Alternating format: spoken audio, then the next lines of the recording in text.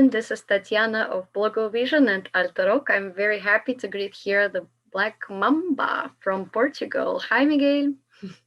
Hello. Thank you for having us. Thank you so much. For a wider audience, could you introduce yourself a bit more for those who don't know the Black Mamba? What is Black Mamba? The Black Mamba, we are a Portuguese band, mostly inspired by Afro-American music from the 60s and the 70s. Right. And we are named after a venomous snake. This happened when we came from a show, and we were watching a National Geographic program, and then we thought it was cool, the name, and we also are spreading our good venom around the globe. So Right. that's why we are called the Black Mamba. Yeah, I think everybody gets amazed when they just Google your name of the band's name, and the first thing they see is the snake, and they're like, "Huh." Yeah, it's only a month to go now, yeah, to Eurovision, to actual Eurovision semifinals and final. How does it feel now? Are you getting more and more nervous every time, or? No, we're just having a lot of fun in this Eurovision universe. Yeah. This is all something different. This style, this universe, Eurovision. It's all new. We're not feeling any pressure. Oh, that's because, awesome. Yeah, we are a band. We are not a new band, so if something happens, great. If anything, it doesn't happen. So it's happening already. You know what I mean? We are having this interview. This is something different. So that's what it counts. How about this live on tape recordings? We have a special guest. An addition. Hi. Hi, Pedro. So good to have you with us. You're even in a mask, yeah? Oh, yeah. I'll take it off. No problem. So good to see you. Yeah. We were talking about live on tape. How did that go? I guess it was cool. I guess we were pretty confident because we just won like half an hour before. And we were like feeling like invincibles, you know. So I guess that mood is there recorded. I guess it's okay. Lovely. And you recently recorded also an acoustic version of Love Is On My Side for YouTube. Yeah, and people just loved it. The comments were overwhelming, like, keep it like that. So are you going to keep it that simple on stage in Rotterdam? No, I guess the instrumental part of it is the same. It has to be the same. Those are the rules, I guess. I think we only change a little bit the staging because it's a different stage. It has way more possibilities, way more gear to use, way more LEDs. So we're not gonna overproduce the performance. We want to keep it simple, but it's not as simple as the acoustic, you know. It can't be that way. Yeah, but we're going to perform it acoustic and in the piano, in the guitar, you know, many times. And it's the first song in Eurovision in English from Portugal in over 50 years. Didn't you ever consider making it in Portuguese? Was it like, we're going to do it in English, no question about that? I knew that English song never won in Portugal. So first of all, I thought I would write something or use something in Portuguese. But then after maybe two or 3 days, I realized that it was a perfect opportunity for the Black Mamba to, if we win, to show our music and spread our music throughout the world. So we took a chance, you know. It was risky, but we took a chance, and luckily everything went right. So here we are speaking with you because of that risk we took, you know. So we're happy to symbolize that change, because from now on, I guess if people are more into English song, if people love more English song because it touches their hearts, they would pick it because they love the song, not because of the language. So music is an universal language, and that's what we believe in. So I guess we are very proud to represent that mindset change. And from now on, I guess more English songs are going to win. How was last year for you? Has Corona pandemic made your life difficult in any way? And what kind of like revelations have you made about life, about the relationships, about people in general? Yeah, it was hard. It was hard because we wouldn't be able to be with each other like for a year. So Festival da Canção was like an oasis, you know, in the middle of the desert.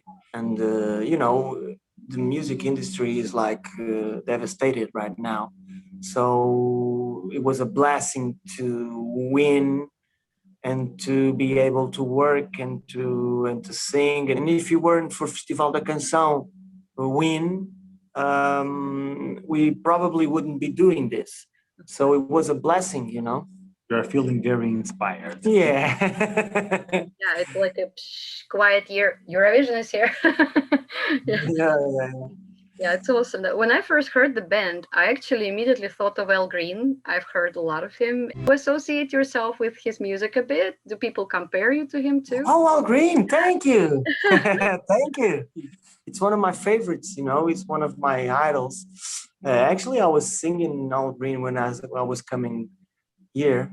I'm so in love with you. Yes. Whenever you want me to. Yeah, I love Absolutely. Al Green. Oh, you sound like the second El Green, the El Green of Portugal. Ah, thank you. But in Eurovision running order, you're in such a tough position. You're surrounded by very strong contestants, right? So Euro fans are divided right now, and even though they love the song, some of them are like they're going to make it to the final, and some are like they're not going to qualify because of the surroundings. Yeah. How do you feel about it? Would you be really upset if you didn't qualify? I guess we would be sad. Yeah, we want to qualify. Yeah, but most of it we want to celebrate music and like I said before, it's a blessing like to go out of Portugal and sing for a million of people. So that's the first victory I can say.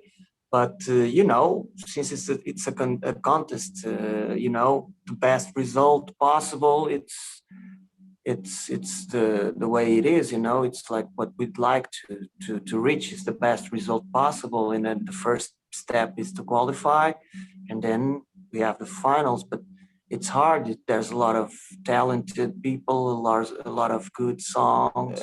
In the other hand, we're proud to be different as well, and that's the thing that we we wanted to we wanted to keep faithful to ourselves, to what we believe, and to the music we love to do. So we haven't changed our DNA just because of this. So we're proud of that too. And let's see what happens. And then the song can also stand out because it's so different from the Eurovision style. Yeah. So I guess so. I hope so. So fingers crossed. So in 2012, yes, you released the single "It Ain't You," which became highly successful. It was, as far as I read at least, the first place on iTunes, and the first edition of your record was sold out in stores. What were the other like big milestones on the way to become, you know, who you are right now? That was the first one for sure. Then we had the next album, Dirty Little Brother, first single, called Wonder Why, that we recorded with a very talented artist here in Portugal called Aurea. And that was the next. Loved it. Yeah, thank you. So that was the next one. I guess that's when we felt we were more abroad, you know, to the people, you know. And then we have like we stopped record like for 3 years or something like that, and then we had this I guess it's the biggest hit we had since the beginning, called Believe. That's one of our best songs, and then that's one of the most loved songs. I guess that's the main song that we had till now, you know, because now everything changed with this song, you know. So here in Portugal is already a big hit. I guess it's the biggest that we had so far because it's broader than anything else we put out till now. So it's in every radio. If you're shopping, you're listening to it. If you're fixing your car, you're listening to it. Yeah. And you know that's the kind of exposure we I guess we were needing to get ourselves out a bit more. We have people listening to this song and to listening to our songs all over the world and to comment from all over the world. That's pretty amazing. Absolutely, absolutely. Will you actually release a full-fledged, like a full album after Eurovision finishes? Yeah, we are currently writing new stuff. We can't say when, but it's going to be soon. We're going to release something new soon. I will finish off with a fun section, which I always do at the end of my videos. So the first question would be, what's the ultimate best Eurovision song ever composed, according to you? Let's be a little bit patriotic here. Yeah. I guess a marca pelos dois. Salvador Sobral. Yeah. And that's kind of preceding the next question. Have you ever played or sung this song live? Have you ever performed it? No. Our song? No. No. No? I'll do it here. Meu bem, escuta as minhas preces, espero que regresses a aprender. First time. Just for you. Wow, exclusively for us. Exclusively for Blogovision. Nice. Do you actually always come out and perform like in this like classy hats, or is it just for the was it just for the festival in No, I always use a hat. That's like a trademark. That's a trademark. But yeah. The tuxedo was special for the Festival da Canção. Yeah, that kind of retro outfits were specific for that moment there, because we wanted to pay a tribute to the golden years of Festival da Canção in the 70s. So that's why we started to in black and white as well.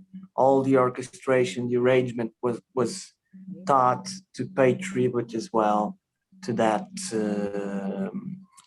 era, you know. Now comes a philosophical question. If you could get an answer to any question about the future, but you could ask only one question, what would you like to know? If we're gonna win, if we're gonna win or not. An obvious one. I don't know. I have another more philosophical. I just wanted to know when this whole coronavirus thing is gonna happen. It's gonna end. Because it's like it looks never ending. Yeah. It's been like really boring. You know, you are always suspicious with other people that you meet. You're always afraid of meeting people, of being with people. And for us musicians, artists, that's what feeds you, you know, to be with people, to have audience screaming for you, you know, it would be perfect if we were in Rotterdam with a full arena like we watch in the previous year's editions, you know. So that's pretty upsetting, you know. So that's it. I'm always suspicious. I'm always afraid of being with people, and that sucks, man. It's enough. It's enough. Of course. Yep, but let's not be so pessimistic. Let's go to positive side. What is the first thing you are going to do after Eurovision finishes? We come back. We have a big one in Porto. Big show. Big show here, yeah. Maybe do some rehearsing, something like that. And be with our families, you know. Yeah, of course. 15 days, it's a long time to be far from our families. We both have kids, and that's pretty hard, you know. I love your answers. The other interviewee I had said, "I'll get drunk." But we'll do that as well. Don't worry. We will do that in Rotterdam. Yeah, we'll do that while we're in Rotterdam all the time. Not necessarily after. Yes. All right. Yeah. I'm not getting drunk before I sing, and then after I sing, I get really drunk. Do you actually like any of the current contestants? Okay, we talked about Salvador Sobral, but what about the 2021 contestants? Is there any song that you particularly love, or who would you single out yourself? And we love Voila, right? Barbara Yeah. Pravi. First Barbara entry. Pravi, yes. She's really cool, and she's more like into the same thing we are, like old school, kind of simple, old school vibe song. So that's and her performance is really, really, really off the chain, and even the directing, the como é que se diz, realização, the filming part of it, all it's in the perfect symbiosis. You know, it's like really, really, really cool. We love her. We have other songs that are not in the same river that we are, but I kind of like the Sweet Century. I can remember the song. Yeah, that's a good The Romanian as well is cool. It's more like a Billie Eilish kind of thing. Exactly. Yeah. I really love that too. But we really haven't had the time to check all them out. So because we're doing a lot of interviews, a lot of TV shows, a lot of radio shows, a lot of rehearsals, a lot of recording. So, but I guess those are The main ones. the main ones, I guess. It's always interesting. And then they hear you say that and they'll be like, "Oh my God, let's make a duo." Yeah. Okay, Who knows? we'll do it. With Barbara We'll do Pravi. I see it happening. Okay, that will be awesome. Okay. So at the end, of course, sing a little bit of your song for us live, just like that, without music, a cappella. Go ahead. Acapella, I love that. Love is on my side. Oh, love is on my side. Love is on my side. Maybe not tonight. Da,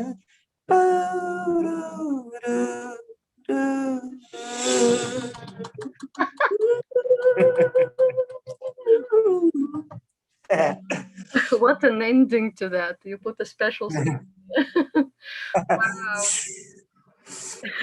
Special effects. Yes.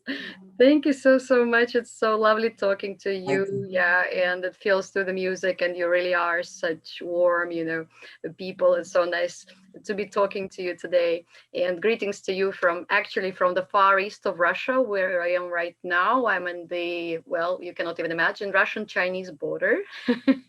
Oh, you're far. That far. Oh. Despite all the coronavirus, still trying to see my family, first time in 3 years. Yeah. Oh. So love will be on our side no matter what, no matter corona, restrictions, borders. We'll overcome. We need hope, man. Absolutely. Thank you so much, and enjoy the rest of the day. Yes, say bye again, to our viewers. Bye. Thank you for having us. Thank you very much. Bye bye.